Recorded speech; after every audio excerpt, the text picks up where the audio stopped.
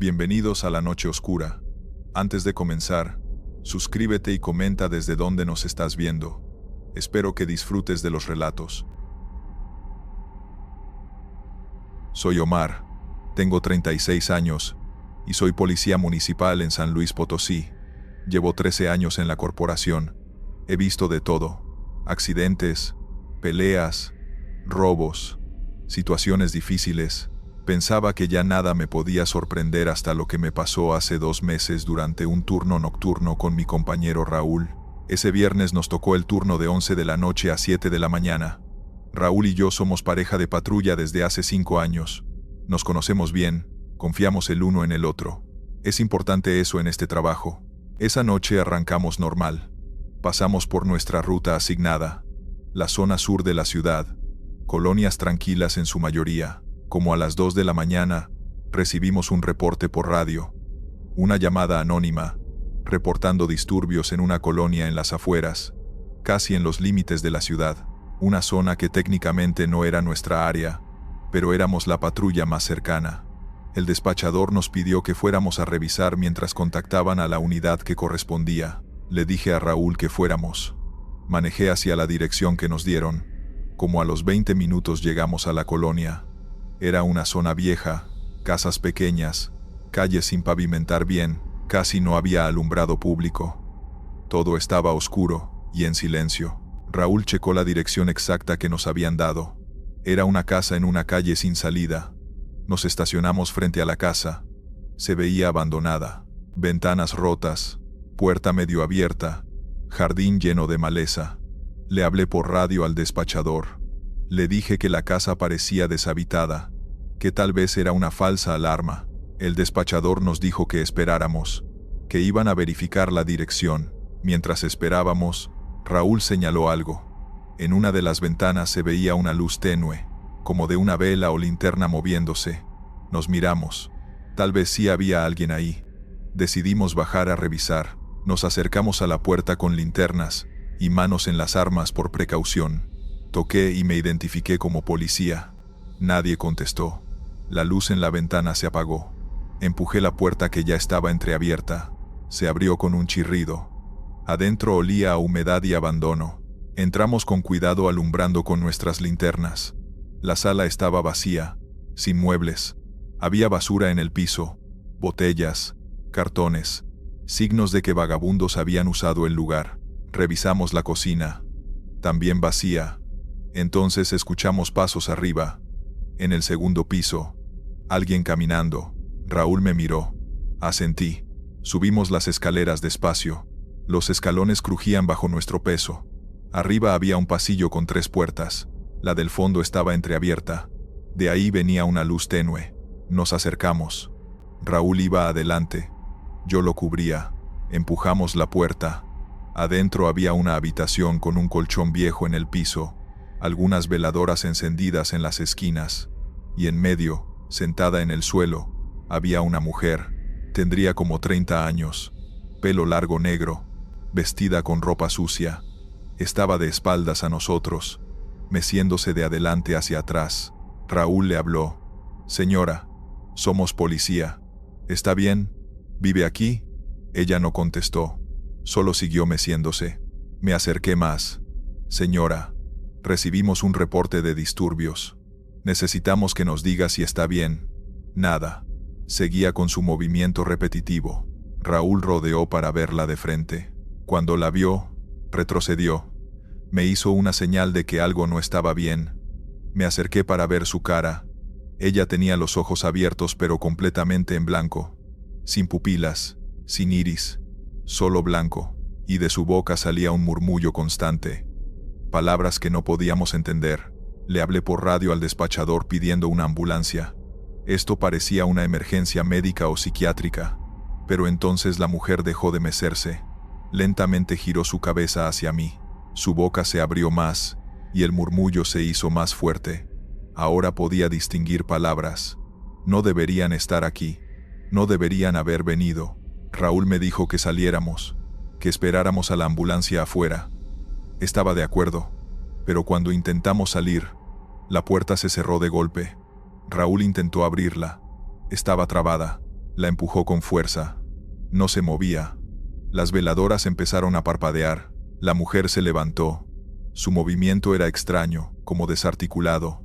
Seguía con esos ojos blancos fijos en nosotros. Habló con una voz que no parecía humana, demasiado grave. Esta casa los estaba esperando. Muchos han entrado, pocos han salido. Raúl sacó su arma. Yo hice lo mismo. Le grité que se quedara quieta, que se tirara al suelo. Ella rió. Una risa que hizo eco en toda la habitación.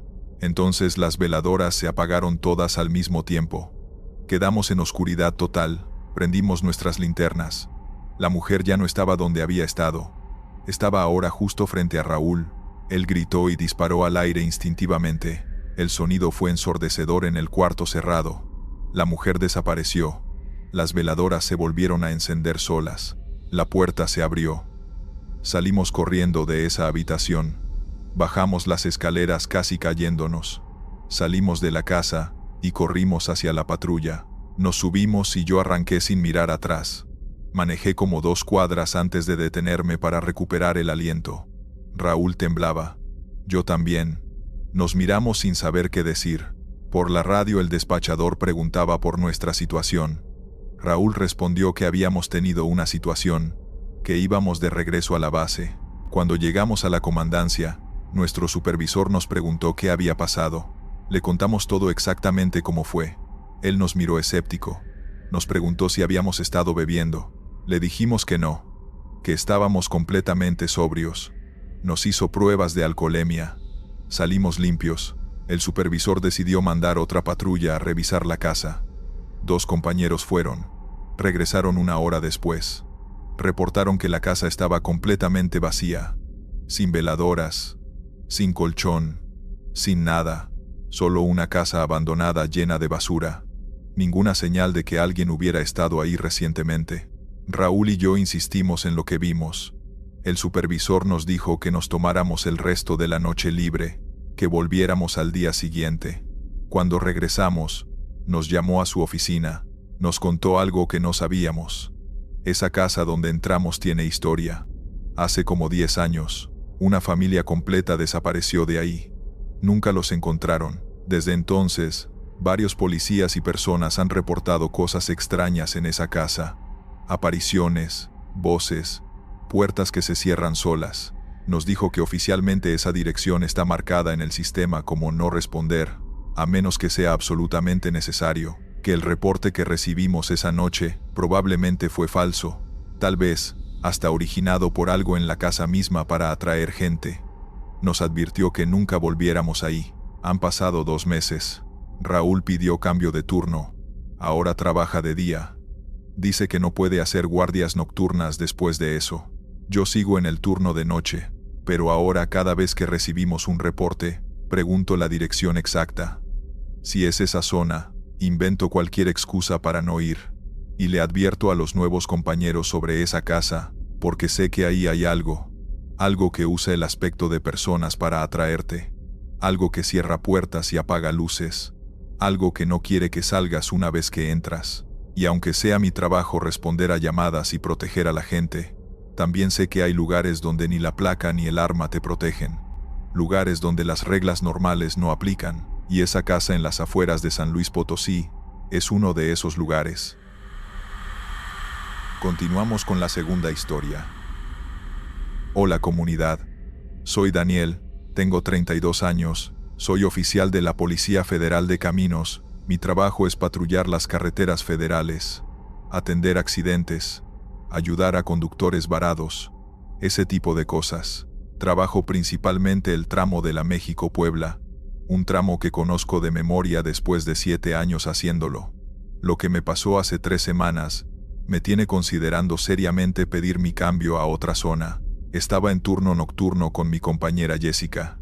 Ella tiene menos tiempo que yo, como 2 años en la corporación, pero es buena en su trabajo. Esa noche todo había estado tranquilo. Habíamos atendido un carro descompuesto, dado un reporte de baches, lo rutinario. Como a las 4 de la mañana, cuando ya casi terminaba nuestro turno, vimos algo extraño. Un carro estacionado en el acotamiento con las luces apagadas. Eso no es raro en sí, pero este carro estaba en un tramo donde no hay casi nada alrededor, puro campo. Jessica sugirió que nos acercáramos a revisar. Nos estacionamos detrás con nuestras luces encendidas. Bajé a revisar mientras Jessica se quedaba en la patrulla monitoreando. Me acerqué al carro, un Jetta gris, modelo viejo. Toqué en la ventana del conductor. No había nadie adentro.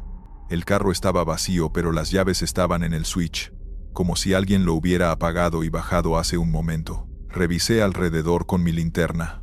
No había señales de forcejeo. No había nada que indicara un problema. Pero entonces noté algo. Había huellas de zapatos en el pasto húmedo que llevaban del carro hacia el campo oscuro. Huellas de una sola persona, alejándose de la carretera hacia la nada. Le hablé a Jessica por radio. Le dije que el carro estaba abandonado con las llaves puestas y que había huellas dirigiéndose al campo. Ella bajó de la patrulla y vino a ver. Seguimos las huellas con nuestras linternas. Llevaban como 50 metros hacia el campo. Cada vez más adentro. Jessica dijo que tal vez era alguien que necesitaba ayuda, que tal vez tuvo un problema médico y se desorientó. Decidimos seguir las huellas un poco más. Caminamos internándonos en el campo. Las huellas eran claras en el pasto. De repente se detuvieron, así nada más. No había más huellas. No había señales de que la persona se hubiera tirado o caído. Solo terminaban ahí. Alumbramos alrededor. Nada. Solo campo abierto. Jessica gritó preguntando si alguien necesitaba ayuda. Silencio. Esperamos unos minutos. Entonces escuchamos algo. Una voz a lo lejos. Ayuda. Estoy aquí. Venía de más adelante, más profundo en el campo. Nos miramos. Jessica agarró su radio para reportar la situación a base, pero la radio no funcionaba, solo estática. Intenté con la mía. Lo mismo. Sacamos nuestros celulares. Sin señal. Eso era raro. Normalmente hay cobertura decente en esa zona. La voz volvió a llamar. Por favor, ayuda. Me perdí. Era una voz de hombre. Sonaba desesperada. Jessica dijo que teníamos que ayudar. Yo dudaba, pero era nuestro trabajo. Seguimos caminando hacia donde venía la voz. Cada vez que parecía que nos acercábamos, la voz venía de más lejos. Después de caminar como 10 minutos, me detuve. Le dije a Jessica que algo no estaba bien. Habíamos caminado mucho. Deberíamos poder ver las luces de la patrulla o de la carretera, pero cuando volteamos, solo había oscuridad. No veíamos las luces de nuestra patrulla, no veíamos nada. Jessica sacó su brújula del cinturón.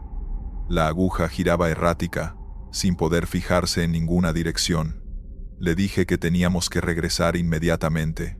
Empezamos a caminar en la dirección de donde pensamos que habíamos venido, pero todo se veía igual, solo campo oscuro en todas direcciones. La voz volvió a hablar, pero ahora venía de atrás nuestro. ¿Por qué se alejan? Necesito ayuda. Jessica le gritó a la voz que mostrara una luz, que hiciera ruido para localizarlo. La voz rió, una risa que no sonaba normal, demasiado hueca. Entonces Jessica alumbró hacia donde venía la risa. Su linterna captó algo, una figura parada como a 20 metros de nosotros. Era la silueta de un hombre, completamente inmóvil. Jessica le gritó que se identificara. La figura no respondió. Empezó a caminar hacia nosotros. Despacio pero constante. Le dije a Jessica que corriéramos. Empezamos a correr en dirección contraria, pero no importaba hacia dónde corríamos. El terreno parecía igual, y la figura seguía ahí, siempre a la misma distancia, caminando lento pero sin quedar atrás. Jessica tropezó y cayó. La ayudé a levantarse. Cuando alumbramos de nuevo hacia la figura, ahora había dos siluetas idénticas caminando hacia nosotros. Jessica empezó a entrar en pánico. Sacó su arma. Le dije que esperara, que no sabíamos qué era eso. Seguimos moviéndonos. Las dos figuras nos seguían. Entonces, como por milagro, vimos luces a lo lejos, las luces de la carretera. Corrimos hacia ellas con todo lo que teníamos. Las figuras aceleraron también. Podíamos escuchar sus pasos detrás de nosotros, cada vez más cerca. Llegamos a la carretera justo cuando un tráiler pasaba. Nos detuvimos en medio del camino agitando las manos. El tráiler frenó. Subimos rápido. Le dijimos al conductor que arrancara. Él nos miró confundido pero obedeció. Mientras el tráiler se alejaba, miramos por la ventana trasera. Las dos figuras se habían detenido justo en el borde de la carretera. No cruzaron, solo se quedaron ahí paradas, viéndonos partir. Conforme nos alejábamos, desaparecieron en la oscuridad. El trailero nos llevó hasta la siguiente gasolinera. Le explicamos que éramos policías, que habíamos tenido una situación. Él fue amable, nos dio agua, esperó con nosotros. Jessica logró hacer una llamada con el teléfono de la gasolinera. Pidió que vinieran por nosotros. 1 hora después llegó otra patrulla. Nuestros compañeros nos encontraron ahí. Les contamos lo que pasó. Nos dijeron que nuestra patrulla seguía estacionada donde la habíamos dejado, con las luces prendidas. El Jetta gris también seguía ahí.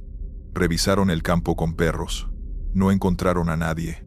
No encontraron nada. Cuando Jessica y yo regresamos con ellos al lugar, era de día. El campo se veía normal, pequeño. Caminamos hacia donde habíamos ido. A plena luz del día, podíamos ver la carretera perfectamente desde cualquier punto. Era imposible que nos hubiéramos perdido de la manera que lo hicimos. El campo completo no medía más de 200 metros de punta a punta. Revisaron el Jetta. Estaba registrado a nombre de un hombre que había desaparecido hace 3 años. Su familia lo reportó desaparecido después de que salió de viaje hacia Puebla, y nunca llegó. Encontraron su carro en ese mismo lugar, pero nunca encontraron al hombre. Nuestro supervisor nos mandó con el psicólogo de la corporación. Sesiones obligatorias. El psicólogo escribió en su reporte que habíamos experimentado desorientación nocturna, que es común en guardias largas, que las figuras probablemente eran alucinaciones por cansancio, pero Jessica y yo sabemos lo que vimos. Esas figuras eran reales, y la voz que nos llamó era real. Algo en ese campo atrae a la gente, los hace bajar de sus carros, los hace caminar hacia adentro, y una vez que entras lo suficiente, pierdes tu camino. El campo se expande, se hace infinito, y esas figuras te siguen hasta que ya no puedes salir. He pasado por ese tramo como 20 veces desde entonces. Siempre hay un carro o 2 abandonados en ese mismo lugar. Carros con las llaves puestas, sin ocupantes, sin explicación. Ahora ya no nos bajamos a revisar ese tipo de carros ahí. Reportamos la ubicación y seguimos adelante, porque sé que si bajo otra vez, si sigo otra vez esas huellas o esa voz, tal vez no tenga suerte de encontrar la carretera de regreso. Vamos con la tercera historia. Hola, me llamo Adrián, y les voy a contar mi experiencia más aterradora. Soy policía municipal en Aguascalientes desde hace 18 años. Trabajo en el turno nocturno, principalmente patrullajes y respondiendo a llamadas. He arrestado a cientos de personas a lo largo de mi carrera, desde borrachos escandalosos hasta sospechosos de delitos mayores, pero nunca había arrestado a alguien como el hombre de hace 5 semanas. Era un sábado como a las 3 de la mañana. Iba manejando mi patrulla por el centro cuando vi a un tipo caminando solo por una calle vacía.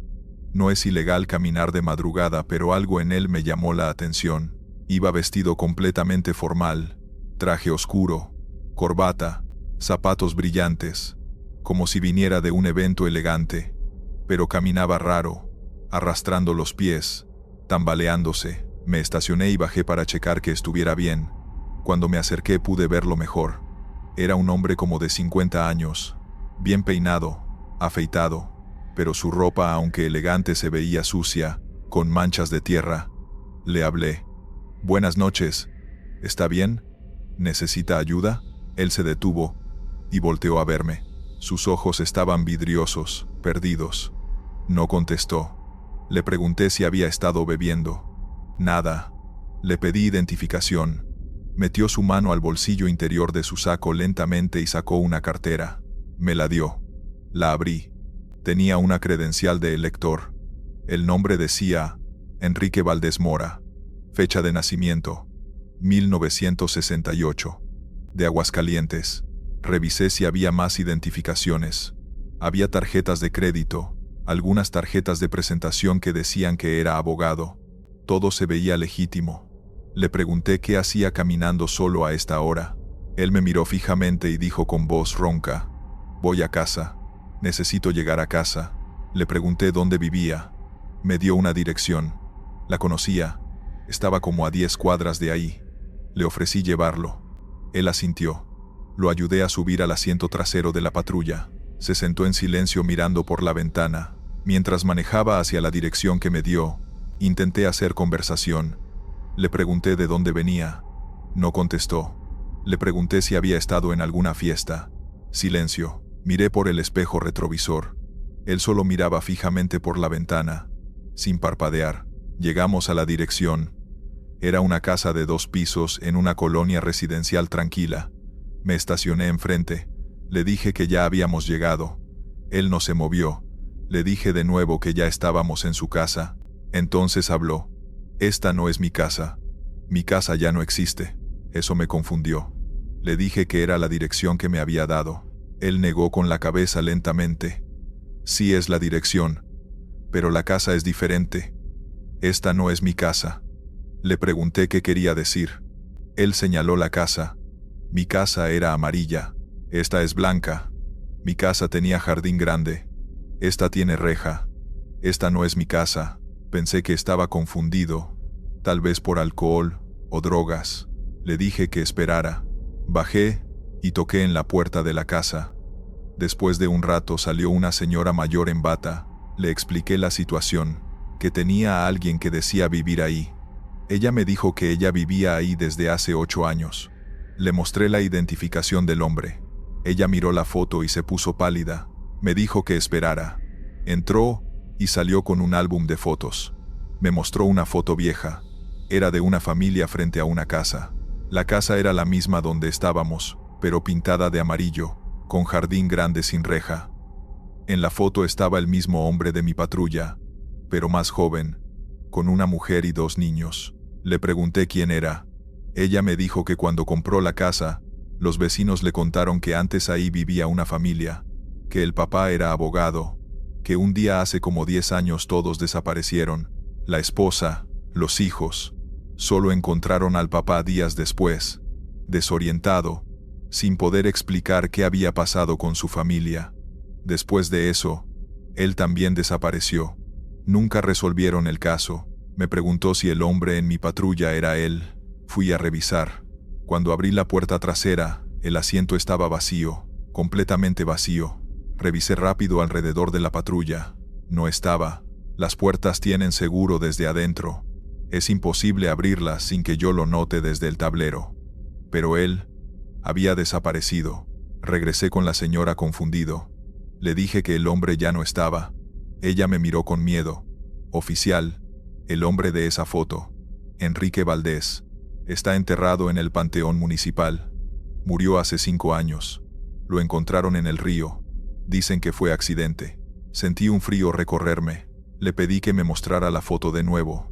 Era él, sin duda, el mismo hombre que había subido a mi patrulla, pero según esta señora, llevaba 5 años muerto. Le di las gracias y me fui. Tenía su cartera todavía en mi poder. La llevé a la comandancia. Mi supervisor revisó la identificación. La pasó por el sistema. Enrique Valdés Mora aparecía como fallecido desde hace 5 años. Su estatus legal era defunción confirmada. Las tarjetas de crédito estaban canceladas desde esa fecha. Las tarjetas de presentación eran de un despacho que ya no existía. Le conté a mi supervisor exactamente lo que pasó, que lo había recogido caminando, que había hablado con él, que lo había transportado. Él me preguntó si había estado bebiendo yo. Le dije que no. Me hizo prueba de alcoholemia. Salí limpio. Revisaron las cámaras de la patrulla. Las cámaras interiores mostraban algo que me dejó sin palabras. Me mostraban a mí hablando solo, abriendo la puerta trasera para nadie, conduciendo con el asiento trasero vacío, deteniéndome en la casa y hablando con el espacio vacío. En ningún momento apareció el hombre en las grabaciones. Pero yo lo había visto, había hablado con él, tenía su cartera física en mi mano. Mi supervisor me mandó a casa. Me dijo que tomara el resto de la semana libre, que tal vez necesitaba descansar, pero yo sabía lo que había visto. Eso no fue mi imaginación. Ese hombre había estado en mi patrulla. Había sentido su peso cuando se subió. Había escuchado su voz. Investigué por mi cuenta. Fui al Panteón Municipal. Encontré su tumba. Enrique Valdés Mora. Fecha de defunción hace 5 años. Según la lápida, fue un trágico accidente. Hablé con algunos vecinos viejos de la zona donde vivía. Me contaron más detalles. Enrique nunca superó la desaparición de su familia. Después de años buscándolos sin respuestas, empezó a decir que los veía, que escuchaba a sus hijos llamándolo. Una noche salió de donde vivía temporalmente diciendo que iba a buscarlos. Lo encontraron días después en el río. La investigación concluyó que fue accidente, pero algunos pensaban que él simplemente se dejó ir. Un vecino me dijo algo que me quedó grabado. Enrique decía que cada noche intentaba volver a su casa, a la casa donde había sido feliz con su familia, pero nunca podía encontrarla. Decía que la casa había cambiado, que ya no lo reconocía, que caminaba y caminaba, pero nunca llegaba. Han pasado 5 semanas. He hecho mi turno nocturno como 30 veces más. Cada vez que paso por esa zona, disminuyo la velocidad y miro las calles, buscando. Y hace 3 noches lo vi de nuevo. Misma ropa, misma forma de caminar. Caminando solo por la calle vacía. Esta vez, no me detuve. Seguí manejando. Lo vi por el espejo retrovisor, quedarse ahí parado, viéndome partir.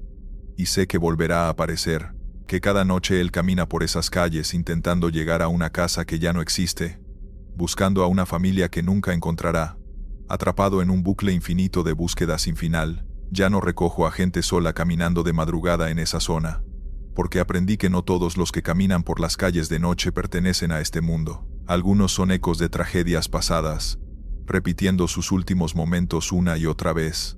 Y aunque sea mi trabajo ayudar a la gente, hay algunas personas que están más allá de cualquier ayuda que yo pueda dar. Historia 4. Nunca me gustó hacer guardias nocturnas, pero desde que me asignaron a la base del sur, me tocan seguido. Esa zona es tranquila durante el día, pero en la noche, parece otro lugar. No hay ruido, ni autos, ni luces. Solo los postes encendidos a medias y los perros que ladran a lo lejos. Esa noche salí con mi compañero, Salgado, en la patrulla 302. Nos habían pedido dar unas rondas por las colonias más apartadas, donde últimamente se reportaban ruidos raros y gente diciendo que veía sombras entre las casas en obra negra. Nada fuera de lo común, pensé. Siempre hay alguien que se asusta por cualquier cosa. Arrancamos cerca de las 11.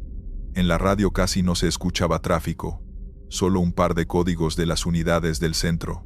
Todo estaba en calma, hasta que tomamos la calle vieja que va hacia los terrenos baldíos. A los pocos metros, las luces de la patrulla parpadearon. No se apagaron, pero se notaba que algo andaba mal. Debe ser el alternador otra vez, murmuró Salgado. O los cables, le respondí, sin darle importancia. Seguimos avanzando despacio. A los lados solo se veía campo y un par de casas abandonadas. De repente, algo cruzó la carretera. No supe si era un animal o una persona. Frené instintivamente. Salgado bajó la linterna y apuntó. No se veía nada, solo el polvo levantado. ¿Lo viste?, preguntó. Sí, pero no sé qué fue. Nos quedamos un momento en silencio. El aire estaba quieto, pesado, y la sensación de estar siendo observados se volvió casi física. Le dije que siguiéramos, que seguro era un perro o alguien que se metió al terreno. Avanzamos un poco más, y entonces empezó lo raro. Por el radio, entre estática, se escuchó una voz. No era un código ni una transmisión de otra patrulla. Era una voz baja, como de alguien que susurra. Unidad 3. No sigan. Me quedé mirando el aparato. Pensé que había escuchado mal, pero Salgado también se tensó. ¿Escuchaste eso?, me dijo sin despegar la vista del tablero. Sí. ¿Será otra frecuencia? Intenté responder por radio, pero solo se oía un zumbido. Subimos un poco el volumen, y la voz volvió a sonar, más clara. Regresen. No sigan por esa calle. Salgado bajó la mirada. Eso vino de nuestra frecuencia, susurró. Me encogí de hombros, pero sentí un escalofrío recorrerme la espalda. Aún así seguimos. No queríamos quedar como los nuevos que se asustan. A unos metros vimos una silueta parada junto al poste más alejado. Parecía un hombre, inmóvil. Le apunté con la luz y levantó la mano, despacio, como saludando. Bajé del coche con cuidado, pero cuando di 3 pasos, la figura se movió y se metió entre los arbustos. «¡Policía!», grité, pero no hubo respuesta. Salgado bajó también. El foco iluminaba apenas el terreno. No había huellas, ni ramas movidas, nada. Caminamos unos metros más y la linterna parpadeó. Justo en ese momento, el radio volvió a sonar, esta vez con interferencia, pero entre los ruidos se distinguía: «Ya estuve ahí. No lo intenten». Salgado se quedó blanco. «Esa voz», dijo en voz baja, «esa voz suena igual que la del comandante Díaz». Me quedé helado. El comandante Díaz había sido nuestro superior hacía 1 año, hasta que lo trasladaron, o eso nos habían dicho. Regresamos a la patrulla sin decir nada. Encendí el motor, pero el radio seguía emitiendo ese sonido grave, casi como una respiración. Me costó concentrarme en el camino. El aire dentro del coche se sentía denso, y aunque subí los vidrios, el olor a tierra húmeda y metal se colaba por alguna rendija. Entonces, otra vez, «No sigan». El camino ya se cerró. Giré la cabeza hacia Salgado, pero él no me miraba. Tenía la vista fija al frente. «¿Qué camino se cerró?», pregunté. Más para mí que para él. La calle se hizo más estrecha. Los postes desaparecieron, y solo las luces del coche alumbraban un tramo corto del asfalto. Algo no cuadraba. Revisé el GPS. Marcaba que seguíamos en la misma calle, pero en el mapa ya no aparecía salida, y ahí lo noté. Habíamos pasado por la misma casa abandonada 3 veces. Frené la patrulla y puse las luces altas. El polvo del camino flotaba como una neblina espesa, y detrás apenas se distinguía el contorno de esa misma casa derruida, con el techo caído y la puerta abierta de par en par. Sentí como el estómago se me apretaba, y miré el reloj del tablero. 2:47 a.m. Habíamos salido de la base a las 11, y según el recorrido, ya deberíamos estar de regreso, pero el marcador del GPS seguía sin avanzar. Salgado encendió el cigarro que siempre llevaba guardado para cuando se ponía nervioso, y soltó una carcajada seca. «Ya estuvo, ¿no? Esto parece una broma», dijo, pero se notaba que no estaba tranquilo. Intenté hacer una llamada al cuartel, pero no entraba señal, ni una raya. Nos quedamos dentro, escuchando el ruido del motor. Era el único sonido. Ni grillos, ni viento, nada. Solo ese zumbido bajo del radio que seguía encendido, como si alguien respirara al otro lado. Lo bajé, pero en cuanto lo hice, se escuchó otra vez la voz. «Díganle a Salgado que no baje, que espere dentro». Ambos nos miramos. Nadie más sabía dónde estábamos. Me tembló la mano al tomar el micrófono. «¿Quién habla?», pregunté. Silencio. Y luego, «Soy Díaz». Sentí que la piel se me erizaba. Era él, sin duda. Esa forma de hablar pausada, firme. «Comandante, ¿usted está en la frecuencia 3? Pregunté, intentando sonar sereno. «No, muchacho, no exactamente. Pero los estoy viendo». Salgado golpeó el tablero con la palma. «Basta ya», gritó. «Esto tiene que ser alguien jugando con la radio». Pero en el parabrisas se formó un empañamiento extraño, como si alguien hubiera exhalado desde afuera, y entre el vaho apareció un trazo, una línea que se movió sola, dibujando una palabra. «Vuelvan». Me quedé sin aire. Abrí la puerta, y el golpe de frío fue inmediato. Afuera no se veía nada más que la carretera negra y la silueta de los árboles. Caminé unos pasos, intentando encontrar una explicación lógica.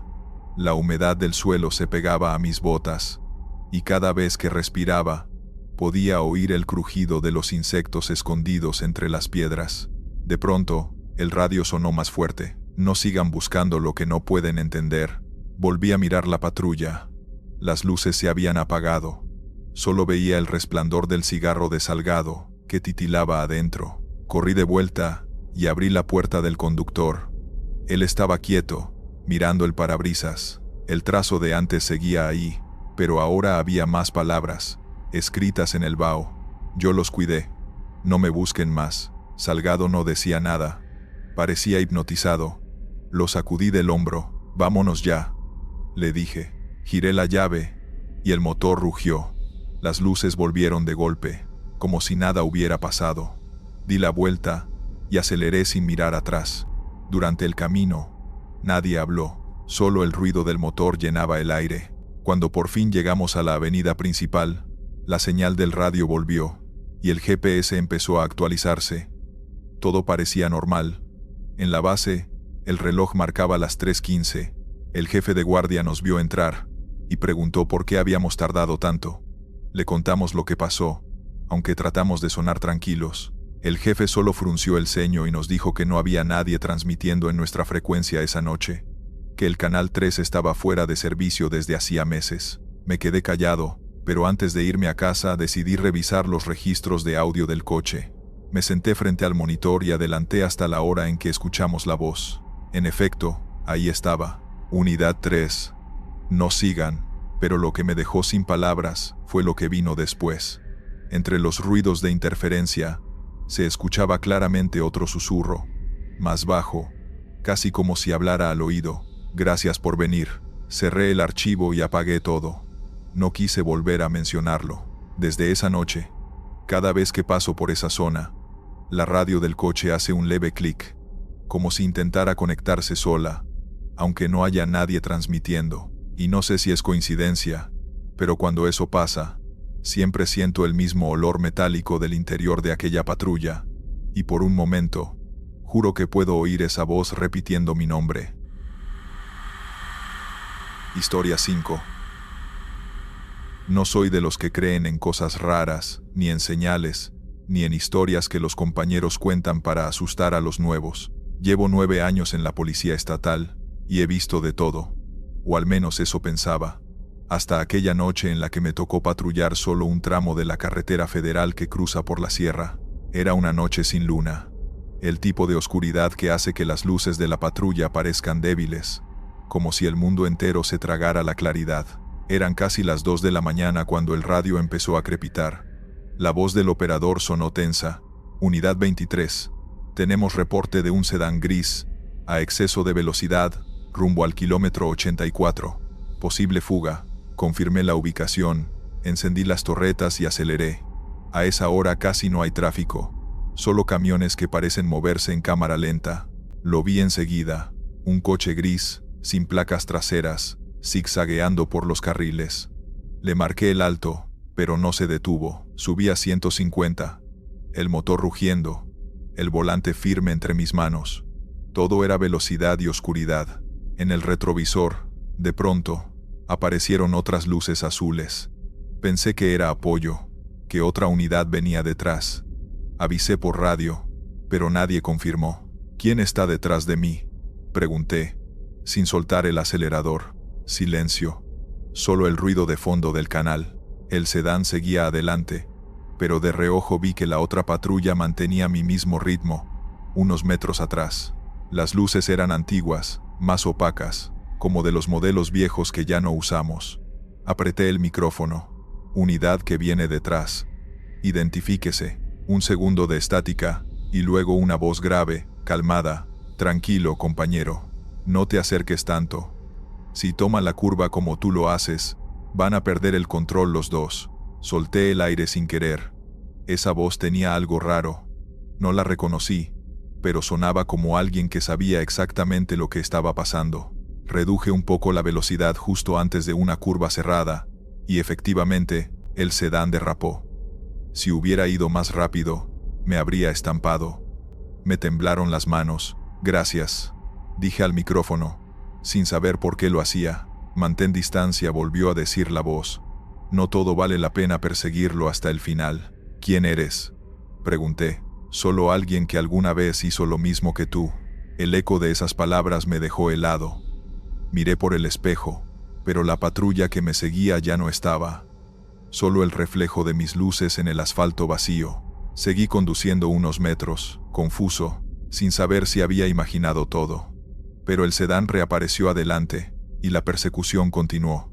El radio volvió a sonar. No tomes la salida del 88, dijo la misma voz. Está en reparación. No está señalizada. Miré el GPS. Marcaba justamente esa salida como la ruta de escape más corta. Dudé unos segundos, pero me fié de la voz. Seguí derecho, y unos kilómetros después, vi los conos naranjas caídos y la cinta amarilla al borde del barranco. Mi corazón golpeaba fuerte. Nadie había mencionado ese cierre en el informe de turno. Apreté el radio. ¿Cómo sabes eso? Porque fue ahí donde me equivoqué. Un silencio pesado llenó la cabina. ¿Te refieres a...? No terminé la frase. La voz respondió, hace 3 años, la unidad 14, un auto gris. Mis torretas no se apagaron hasta que todo quedó oscuro. Se me erizó la piel. Recordaba esa historia. Un oficial que había muerto en persecución nocturna, en la misma zona, pero su radio, decían, había quedado dañado.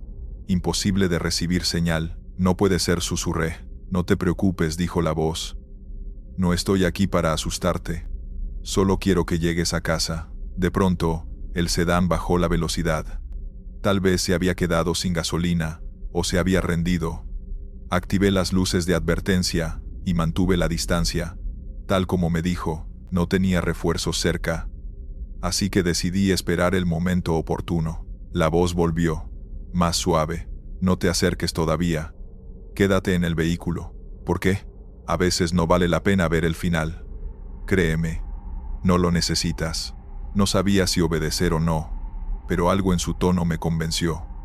Me quedé quieto, observando desde la distancia cómo el sedán se detenía por completo al lado del camino. Las luces parpadearon un par de veces, y luego se apagaron. Esperé 5 minutos. Nada se movía. El silencio era tan denso que escuchaba mi respiración. Cuando por fin bajé del coche, el otro patrullero estaba otra vez detrás de mí. Las luces encendidas, el motor encendido también. Caminé hacia él con el radio en la mano, temblando un poco. ¿Eres tú?, pregunté. El parabrisas reflejaba las luces de mi unidad. No podía ver adentro. Me acerqué unos pasos más. Entonces el radio de mi hombro crepitó una última vez. Ya lo hiciste bien esta vez. No te acerques más. Solo regresa. Me quedé inmóvil unos segundos, mirando la otra patrulla. No se movía, no hacía ruido, pero las luces seguían encendidas, girando lentamente sobre el asfalto. Me acerqué un poco más, intentando ver dentro, pero el reflejo me cegaba. Di un paso más, y entonces sentí un cambio en el aire, como si todo el sonido desapareciera. Ni grillos, ni viento, ni el murmullo del motor. Nada. El radio volvió a sonar, esta vez más suave, casi como un susurro. Ya no necesitas seguir, compañero. Déjalo ahí. ¿Dónde estás?, pregunté. ¿Qué quieres decir con déjalo ahí? No hubo respuesta.